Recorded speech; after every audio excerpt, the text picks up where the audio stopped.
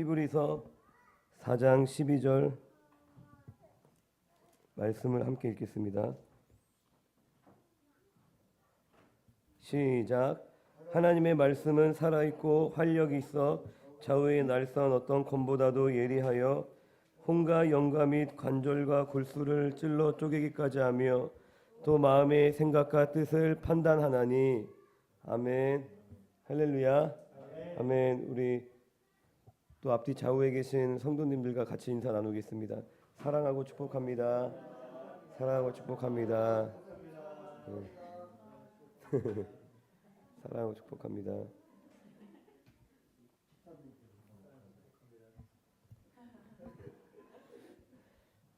하나님은 이 세상을 만드신 창조주 하나님이십니다.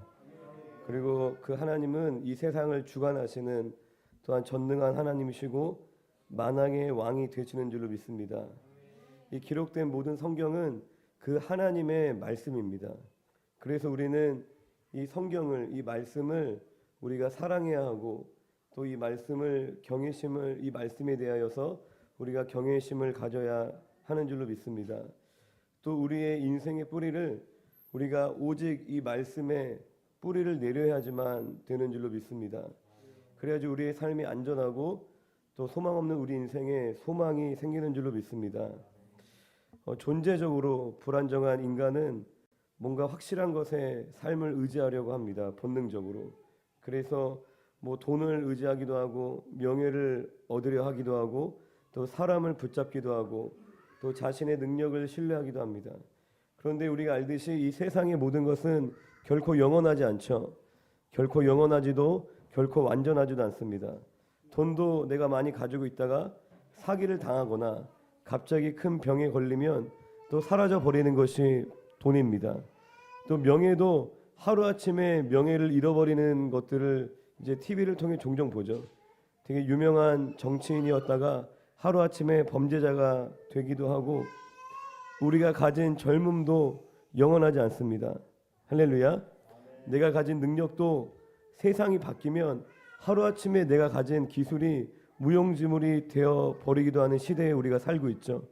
내가 하던 그 직종의 일이 갑자기 기계로 대체가 되면은 내 능력이, 내 기술이 하루아침에 소용이 없게 되기도 합니다.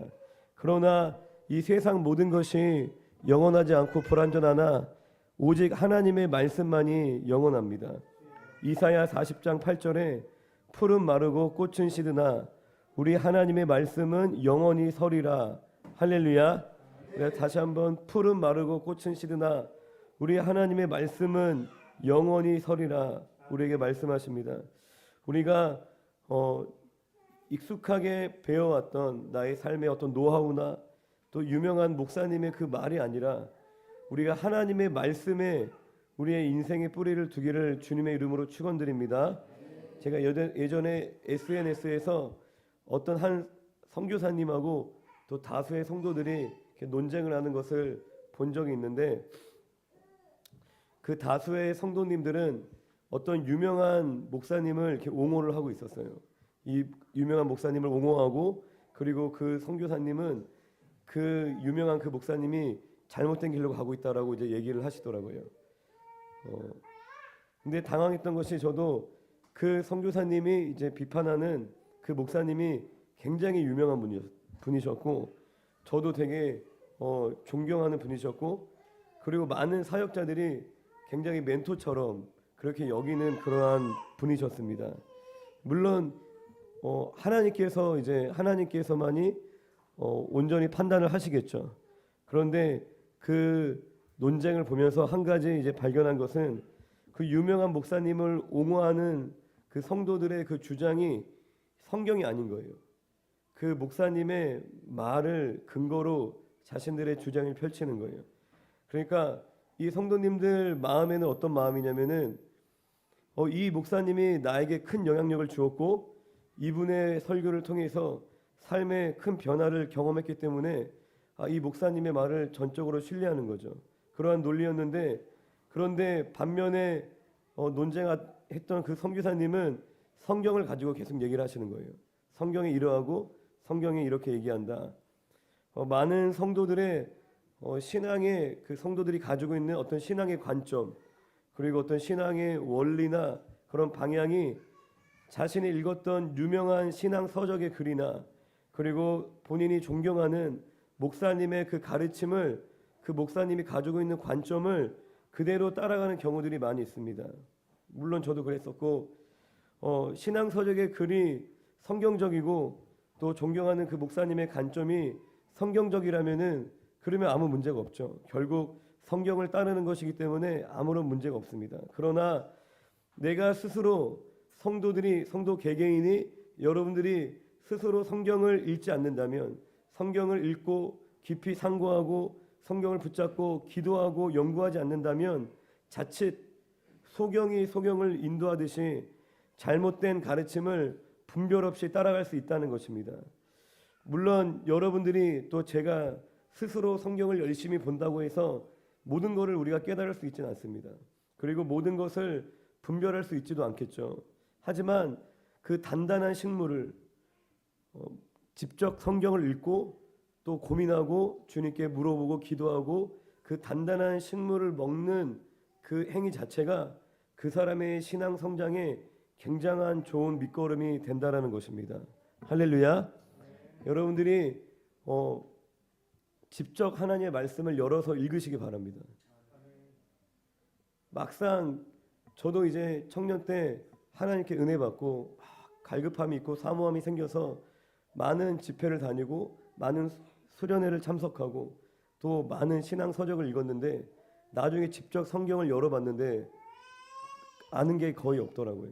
무슨 말인지도 모르겠고 도대체 뭘 뜻하는지도 모르겠고 스스로 성경을 읽고 하나님의 음성을 듣고 성경을 통하여서 주님의 뜻을 발견하는 것이 너무나 이제 서툴렀던 거죠.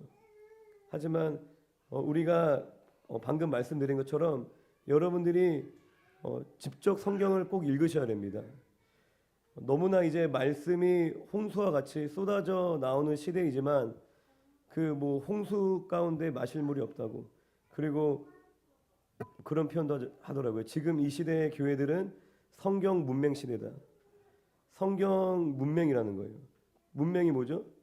글을 못 보는 거잖아요. 그런데 성경을 모르는 그러한 세대라는 것입니다.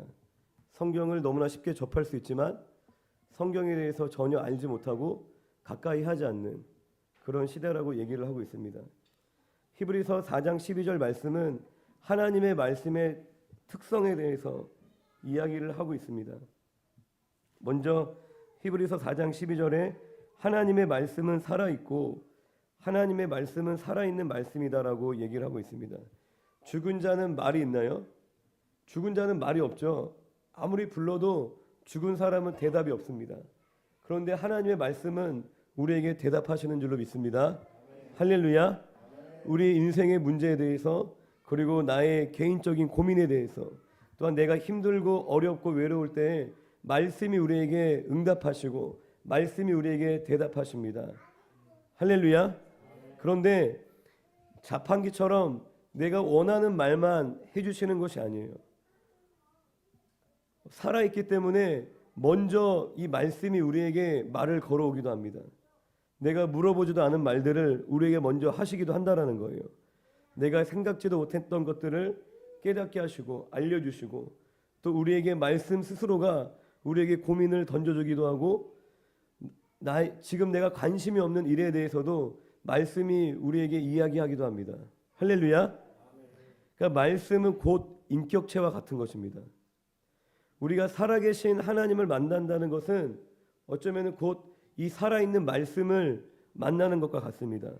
우리가 읽었던 말씀처럼 하나님의 말씀은 살아있고 살아계신 하나님을 우리가 만난다는 것은 곧 살아있는 말씀을 만나는 것과도 같다라는 것입니다. 여러분들이 살아계신 하나님과 더 가까워지기를 원하신다면 말씀 앞에서 많은 시간을 보내시기를 주님의 이름으로 축원드립니다. 하나님하고 더 친밀해지고 주님을 더 알고 주님과 더 가까워지기를 원하신다면 말씀 앞에서 많은 시간을 보내시기를 주님의 이름으로 축원드립니다.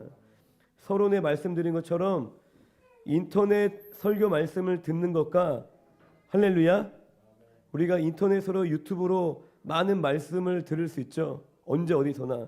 그렇게 우리가 인터넷으로 간접적으로 말씀을 듣는 것과 내가 성경을 열어서 직접 말씀을 보는 것하고는 완전히 차원이 다른 겁니다. 완전히 다른 차원이라는 것이에요. 뱀이 누구에게 다가갔죠? 아담에게 다가갔나요? 하와에게 다가갔나요? 하와에게 다가갔죠. 단순히 하와가 여자라고 더 약해 보인다고 다가간 게 아닙니다. 하와는 선악을 알게 하는 나무의 열매를 먹으면 너희가 정령 죽으리라 그 말씀을 직접 듣지 못했어요. 여러분들이 창세기 2장을 자세히 보면은 하나님이 그 말씀을 하신 다음에 하와가 창조됩니다. 그러니까 아담을 통해서 전해 들은 거예요. 전해 들었기 때문에 그 말씀을 정확하게 알지 못합니다. 그래서 그 틈을 비집고 마귀가 뱀이 하와를 넘어뜨린 것입니다. 말씀을 정확하게 알지 못하기 때문에. 왜요? 내가 직접 들은 게 아니니까. 어서 전해 듣고 어서 막 그러니까 내가 수고하지 않은 거예요. 내가 말씀을 고민하지 않은 거예요. 그냥 어느 사람이 어느 목사님이 수년 동안 고민하고 수년 동안 기도하면서 몸부림치면서 삶에서 부닥치면서 그 깨달음을 그냥 쉽게 클릭 한 번으로 듣고 내가 그런 영성이 있는 것처럼 착각하면서 하는 거예요. 내가 그런 사람이 된 것 마냥 그리고 입으로 나불나불 가르치기는 잘하고 전혀 삶의 열매의 변화는 없는 거죠. 왜 그래요? 내가 직접 성경을 열어서 내가 고민하고 살아보고 씨름하지 않기 때문에. 그러한 사람들에게 이제 뱀이 마귀가 다가가서 속이는 것입니다. 우리는 때때로 이 살아있는 말씀을 죽은 말씀으로 대합니다.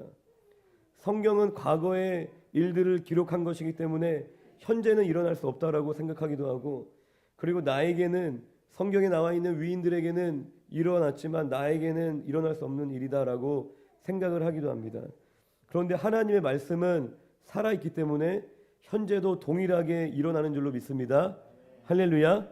그리고 성경의 인물들에게 일어났던 일이 나의 삶에도 우리의 삶에도 동일하게 일어날 수 있는 줄로 믿습니다. 예를 들어서 십자가의 그 사건이 2000년 전에 일어났던 사건이죠.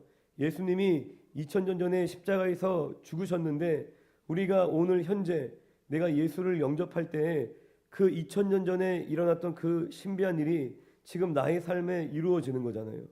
할렐루야. 말씀이 살아있기 때문에 그냥 죽어있는 역사적 기록이 아니라 살아있는 말씀이기 때문에 지금 현재 이 말씀이 우리의 삶에 역사한다라는 것입니다.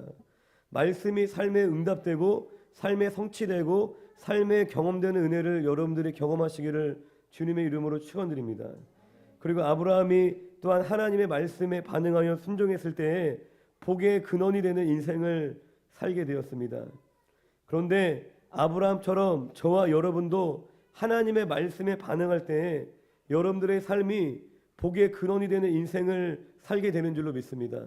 내가 누군가에게 피해를 주고 누군가에게 부담을 주고 누군가의 도움이 아니고서는 설 수 없는 그런 인생이 아니라 내가 누군가에게 도움이 되며 누군가를 살리는 복의 근원이 되는 삶을, 나로 인하여서 내 지체가 살고 나로 인하여서 내 가정이 살고 나로 인하여서 내 자손이 대대로 복을 받는 그 축복을 경험하게 되는 줄로 믿습니다. 할렐루야. 다시 본문 히브리서 4장 12절에 보면 하나님의 말씀은 살아있고 활력이 있어. 예전 성경에는 운동력이 있어라고 기록이 되어 있습니다. 그리고 영어 성경에는 powerful이라고 이제 기록이 되어 있어요. 그러니까 하나님의 말씀은 움직이고 뭔가 우리가 활동하게 하는 그러한 힘이 있다라는 것입니다. 그 말씀 안에 우리를 움직이는, 우리를 활동하게 만드는 그 힘이 말씀 안에 있다라는 것입니다. 할렐루야. 디모데후서 3장 16절 17절을 제가 읽어드리면 모든 성경은 하나님의 감동으로 된 것으로 교훈과 책망과 바르게 함과 의로 교육하기에 유익하니 이는 하나님의 사람으로 온전하게 하며 모든 선한 일을 행할 능력을 갖추게 하려 함이라. 할렐루야. 하나님의 말씀은 선한 일을 행할 그 능력을 또한 우리에게 주는 능력의 말씀입니다. 단지 성경 말씀이 매뉴얼이 아니라는 거예요. 이렇게 살아야 되는, 내가 지켜야 되는 그러한 지침만이 아니라 우리가 그 말씀대로 주님 뜻대로 살아갈 수 있는 그 힘이 어디에 있다라는 거예요? 말씀에 있다라는 것입니다. 내가 말씀대로 살아갈 힘이 없어. 그럼 나에게 뭐가 필요해요? 말씀이 필요한 거예요. 할렐루야. 현대인들은 매우 바쁘게 살아가죠. 굉장히 바쁘게 살아가고 그 바쁜 일상 가운데서 인생 가운데서 또한 많은 스트레스를 경험합니다. 그리고 삶에서 마음이 상하고 마음에 힘든 많은 일들을 현대인들은 살아가면서 겪습니다. 할렐루야. 저도 예전에 직장 생활을 했었는데 그냥 직장 생활할 때 그냥 일 끝나고 집에 오면은 때때로는 정말 아무것도 하기가 싫고 또 하기가 어려울 때도 참 많이 있었던 것 같아요. 되게 그냥 쉬고 싶고 자고 싶고 그냥 멍 때리고 싶고 교회를 가야 되는데도 막 가기 싫은, 가기 힘겨운 그러한 마음들이 우리 안에 찾아올 수 있다라는 것입니다. 그래서 마음에 그런 의욕을 잃고 무기력감에 우리가 빠질 때 있는데 하나님의 말씀은 우리가 주님 뜻대로 살아가지 못하도록 방해하는 그 장애물들을 제거해 주십니다. 우리 안에 상처를 치료해 주시고 또 내 안에 잘못된 생각들, 잘못된 신념들을 또한 조명해 주십니다. 그리고 말씀을 우리가 먹는 그 자체가 영적인 일을 할 수 있는 영의 양식을 섭취하는 것과 같습니다. 내가 말씀을 읽고 말씀을 암송하고 말씀을 내가 묵상하며 기도하며 그 말씀을 내 안에 깊이 채울 때에 그것이 우리에게 영적인 양식이 되어 내가 하나님의 뜻대로 살아갈 수 있는 힘을 제공해 준다라는 것입니다. 할렐루야. 내가 죄를 이기지 못해요. 내가 하나님께 순종하지 못해요. 그럴 수 있습니다. 그러면 우리가 어떻게 해야 돼요? 우리가 말씀 앞으로 나아가는 것입니다. 할렐루야. 또한 말씀은 좌우의 날선 어떤 검보다도 예리하여 혼과 영과 및 관절과 골수를 찔러 쪼개기까지 하며 또 마음의 생각과 뜻을 판단하나니. 할렐루야. 영어 성경에는 이 예리하다라는 것이 날카롭다라고 이제 번역이 되어 있습니다. 하나님의 말씀은 날카롭다라는 것입니다. 예리하고 날카롭다라는 것입니다. 그 예리하고 날카로운 말씀이 영과 혼과 영과 및 관절과 골수를 찔러서 쪼갠다라고 말씀하시는데 그 찔러 쪼갠다라는 것도 이제 관통하다, 뚫고 들어간다, 그리고 분리시키다, 잘라낸다라는 그런 의미가 있습니다. 할렐루야. 로마서 8장 6절에 육신의 생각은 사망이요 영의 생각은 생명과 평안이다라고 우리에게 말씀하십니다. 우리가 매 순간 내 안에 일어나는 생각들이 어디서부터 오는 생각인지를 우리가 잘 분별하는 것이 또 영적으로 승리하는 길인데 이 말씀이 우리 영과 혼과 관절과 골수가 뭘 얘기하는 거예요? 우리 육체를 이루는 거죠. 관절과 골수가. 이 영과 혼과 육, 내 영의 생각과 혼의 생각과 육의 생각을 찔러 쪼개어서 구별시켜주고 분리시켜주는 것이 하나님의 말씀이라는 것입니다. 할렐루야. 그리고 또한 혼과 영은 우리 눈에 보이지 않는 영역이죠. 그리고 관절과 골수 육은 우리 눈에 보이는 부분입니다. 말씀은 눈에 보이는 우리의 외적인 행위들, 외적인 삶뿐만 아니라 우리 안에 보이지 않는 우리의 내면의 문제 안에서도 말씀은 역사하는 그런 힘이 있습니다. 사실 저와 여러분들의 삶 가운데 겉으로 드러난 대부분의 문제는 사실 우리의 내면에서부터, 내면의 문제로부터 빚어지는 경우가 많습니다. 예를 들어서 전에 이제 그런 자매가 있었는데 손톱을 많이 물어뜯었어요. 손톱을 이제 물어뜯는 이유가 손톱이 맛있어서 물어뜯는 건 아니겠죠. 그러니까 내면의 어떠한 이유로 인하여서, 문제로 인하여서 그런 행동이 유발될 수 있다라는 것입니다. 만약에 손톱을 막 하도 먹어갖고 다 없어, 이제 다 먹었어. 더 이상 자라지도 않아. 그러면 이제 더 이상 손톱은 못 물어뜯지만 다른 거를 또 이제 하는 거예요. 다른 행동을. 왜요? 그 내면의 문제가 해결되지 않았기 때문에. 할렐루야. 내가 눈앞에 나타난 문제를 내가 해결하면 일시적으로 뭔가 문제가 해결된 것처럼 평안함을 얻을 수 있지만 내 내면의 근본적인 문제가 해결되지 않으면 같은 문제가, 비슷한 상황이 계속 반복된다라는 것입니다. 할렐루야. 우리의 삶에 반복되는 어떤 관계의 문제, 다투거나 뭐 상처를 받거나 주거나 뿐만 아니라 직장에서의 문제, 우리가 재정에서의 문제, 건강에서의 문제, 이러한 문제들의 뿌리가 되는 우리의 내면을 변화시켜야 된다라는 것입니다. 그런데 사람은 자신의 내면을 볼 수 없습니다. 그래서 내 안에 무엇이 근본적인 문제인지를 스스로 발견할 수 없다라는 것입니다. 그런데 오늘 본문의 말씀처럼 하나님의 말씀은 우리의 마음의 생각과 뜻을 판단하나니, 이 판단한다라는 것이 마음에 품은 생각과 의도를 밝혀낸다라는 뜻입니다. 할렐루야. 이 날카롭고 예리한 말씀은 우리의 마음의 깊은 것을 다 들춰내고 다 보여주시는 그런 은혜를 우리에게 주신다는 겁니다. 왜요? 우리를 정죄하시려고 그러시는 것이 아니라 우리를 새롭게 하시고 우리를 변화시키시기 위해서, 내가 나를 볼 수 없기 때문에, 내가 나를 깨달을 수 없기 때문에 말씀을 통하여서 우리의 내면의 문제를 정확하게 밝혀주시고, 또한 그 문제를 말씀이 치료하며 변화시키는 그런 능력이라는 것입니다. 예를 들어서 우리 마음에 어떤 슬픈 생각들이 가득해요. 우울한 마음들이, 감정들이 내 안에 가득해요. 그럼 우리가 말씀을 통해서 하나님의 섭리를 계속 보게 됩니다. 하나님이 주관하신다.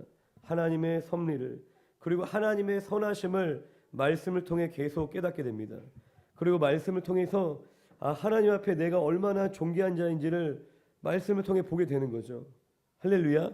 그러면서 그러한 내면의 문제에서 우리가 벗어날 수 있다는 것입니다. 또 우리 안에 있는 높아진 마음들, 우리 안에 있는 그러한 교만한 마음들을 또한 말씀을 통해서 그 겸손과 순종의 마음들이 우리 안에 심겨지고, 또 우리 안에 있는 온갖 음란한 마음들과 그러한 정욕적인 생각들이 우리의 말씀을 통해서 또 거룩을 사모하는 그 마음이 우리 안에 심겨진다는 것입니다. 할렐루야. 말씀이 살아있는 인격이고, 그 살아계신 하나님, 그 하나님께서 우리 안에 있는 깊은 문제들을, 우리가 해결할 수 없고 우리가 발견할 수 없는 그 문제들을 그 말씀을 통하여 깊이 터치하고 우리에게 풀어주시고 벗겨주시고 깨닫게 하시고 자유케 하시는 그 은혜를 경험하시는 저와 여러분들이 되기를 주님의 이름으로 축원드립니다. 아멘. 할렐루야. 마지막으로 결국 말씀을 통하여서 주님이 인도하시는 곳은 바로 십자가입니다. 하나님의 말씀 앞에 우리의 내면이 정말 예리하게 조명이 되고 내 안에 감추인 것들이 드러나고 드러날 때에 우리가 할 수 있는 고백은 한 가지 고백밖에 안 나와요. 내가 죄인이라는, 주님 나는 죄인입니다 라는 고백을 우리가 할 수밖에 없습니다. 누가복음 5장 8절에 시몬 베드로가 이를 보고 예수의 무릎 아래 엎드려 이르되 주여 나를 떠나소서 나는 죄인이로소이다 라고 고백을 합니다. 여러분들이 내가 죄인이라는 사실을, 그 사실로 인하여서 애통해하는 마음을 잃어버렸다면, 할렐루야, 내가 죄인이라는 그 사실 때문에 정말 내 안에서 아파하고 애통하고 그러한 통해하는 마음을 여러분들이 잃어버렸다면 여러분들의 삶에 죄가 없어서 그 마음을 잃어버린 것이 아닙니다. 내가 죄를 짓지 않았기 때문에, 내 삶에 문제가 없기 때문에 내 마음이 그냥 식어져 버린 게 아니라는 거예요.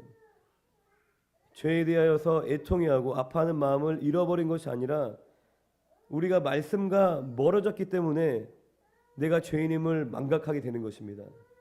내가 말씀과 멀어졌기 때문에 내 영적인 눈이 닫히고 영적인 문둥병에 걸린 것과 같이 내가 머리로는 알고 있으나 도무지 내 안에 죄로 인하여서 애통해하고 하나님 앞에 죄송해하고 그 주님의 은혜에 감사하는 그 마음을 우리가 잃어버리게 된다는 것입니다. 수많은 사람을 주님께로 인도하고 우리가 온종일 예배를 드린다고 해서 우리 안에 죄가 없는 걸까요? 그렇지 않습니다. 우리가 주님을 위하여서 엄청난 놀라운 일들을 행하고 내가 하루 온종일 기도를 한다 할지라도 우리 안에 죄가 없는 게 아닙니다. 또한 내가 눈에 보이는 어떤 행위로 어떤 큰 죄를 짓지 않았어. 아무리 생각해봐도 내가 특별히 잘못한 게 없는 것 같아. 그렇다고 저와 여러분들이 죄인이 아닐까요?